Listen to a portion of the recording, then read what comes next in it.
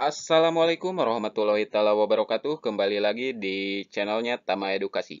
Dalam kesempatan video kali ini kita akan belajar mengenai pendidikan Pancasila dan kewarganegaraan kelas 8 semester kedua di bab keempat, yaitu ada semangat kebangkitan nasional tahun 1908. Adapun inti pembahasan kita pada pertemuan atau di video kali ini yaitu subjudul yang bagian A tentang kondisi bangsa Indonesia sebelum tahun 1908. Sebelum kita lanjut mengenai subjudul inti pokok pembahasan kita, alangkah lebih baiknya kita memahami dulu apa yang dimaksud dengan makna semangat kebangkitan nasional tahun 1908. Bangsa Indonesia tidak mungkin menjadi bangsa yang bebas, merdeka seperti yang kalian rasakan saat ini, apabila tidak ada usaha untuk bangkit dan melepaskan diri dari penjajahan. Penjajah Belanda dapat menguasai bangsa Indonesia dalam waktu yang sangat lama, karena bangsa Indonesia mudah dipecah belah dan perjuangan yang dilakukan bangsa Indonesia masih bersifat kedaerahan. Budi Utomo sebagai organisasi nasional pertama meletakkan semangat kebangkitan nasional bagi perjuangan bangsa Indonesia dalam meraih kemerdekaan. Adapun gambar di samping adalah gambar mengenai sekolah doktor Jawa tempat berdirinya Budi Utomo, sekarang yang dijadikan sebagai gedung museum atau museum kebangkitan nasional. Kita bahas ke inti pokok pembahasan kita di subjudul yang bagian ke A, yaitu kondisi bangsa Indonesia sebelum tahun 1908. Nah, rusaknya ekonomi Eropa akibat peperangan dan perkembangannya teknologi pelayaran pada abad ke-15 menyebabkan negara-negara di Eropa melakukan ekspedisi untuk mencari sumber-sumber ekonomi baru ke seluruh dunia. Ekspedisi ini banyak menemukan sumber ekonomi dan lahan baru untuk dilakukannya perdagangan. Ternyata kemudian bangsa Eropa tidak hanya melakukan perdagangan, melainkan langsung menguasai dan menjajah negara-negara yang mereka anggap baru ditemukan. Awal mulanya penjajahan Belanda di Indonesia itu dimulai sejak didirikannya VOC. Itu pada tanggal 20 Maret tahun 1602.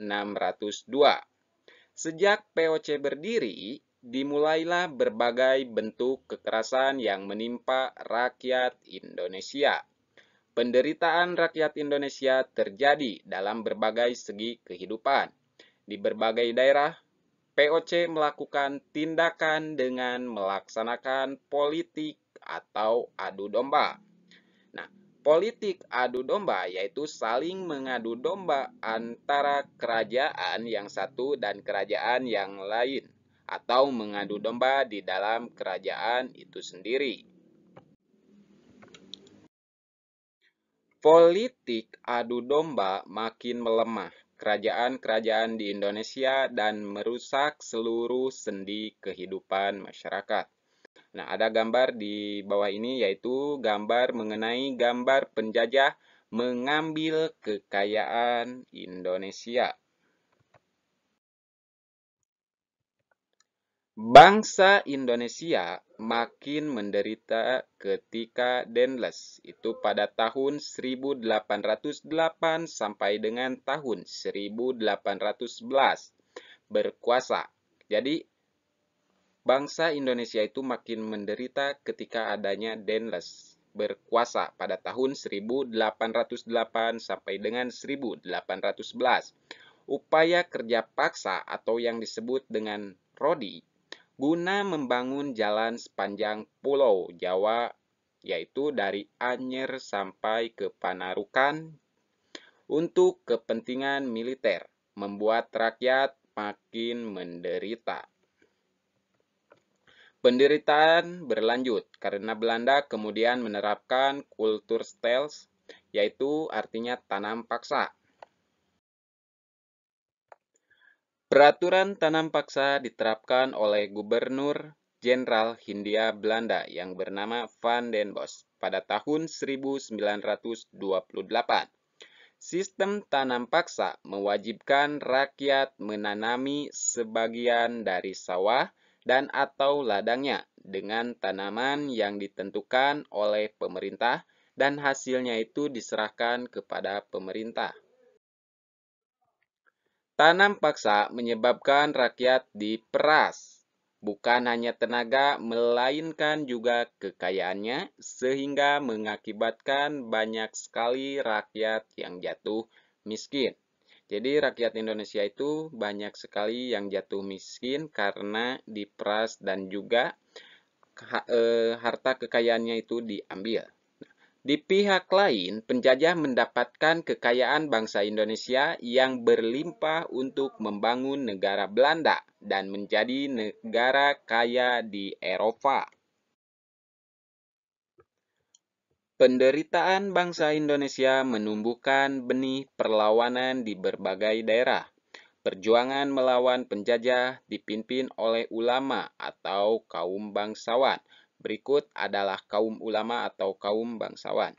Yang pertama itu ada Sultan Hasanuddin, yaitu yang memimpin melawan penjajah di daerah Sulawesi Selatan. Yang kedua yaitu ada Sultan Ageng Tirtayasa.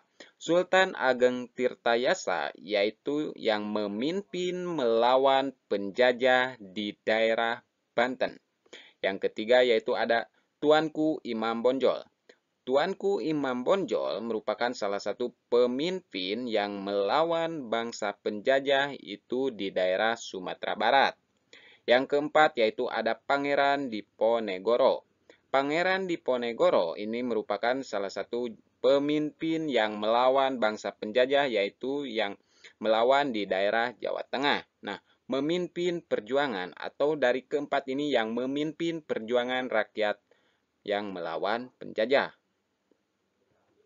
Perjuangan rakyat untuk mengusir penjajah belum berhasil, dikarenakan hal ini disebabkan perjuangan masih bersifat kedaerahan dan belum terorganisasi secara modern.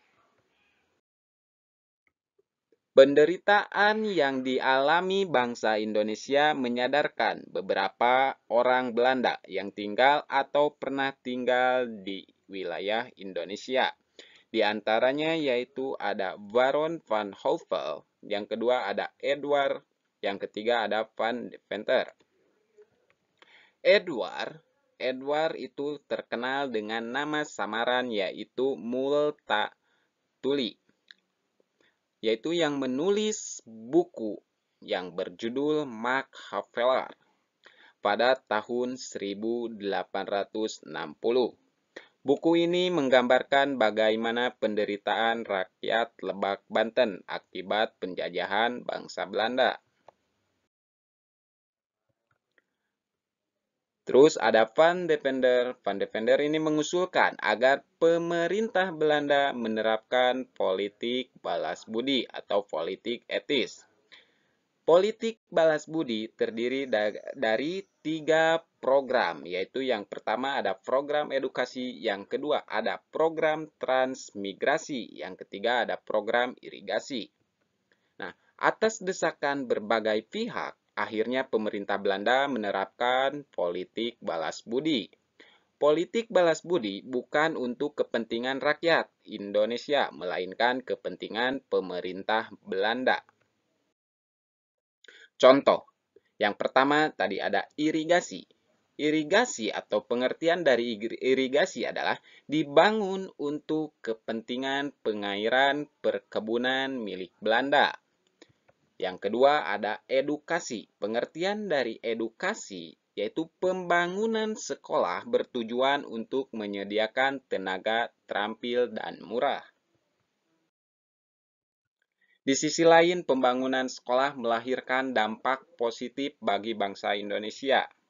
Munculnya masyarakat terdidik atau mulai memiliki pemahaman dan kesadaran akan kondisi bangsa Indonesia yang sebenarnya.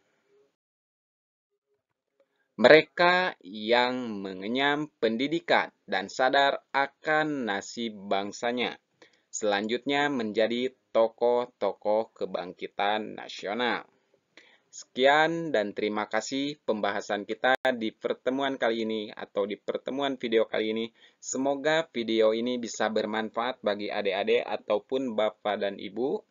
Bantu dukung channel ini supaya channel ini bisa berkembang dan bermanfaat bagi orang banyak dengan cara like, komen, dan juga subscribe. Supaya channel ini bisa berkembang dan juga bisa bermanfaat bagi orang banyak. Nah, materi selanjutnya yang akan kita bahas yaitu bagian subjudul di bagian ke B tentang perintis kebangkitan nasional dalam perjuangan kemerdekaan Republik Indonesia. Sekian dan terima kasih. Assalamualaikum warahmatullahi wabarakatuh.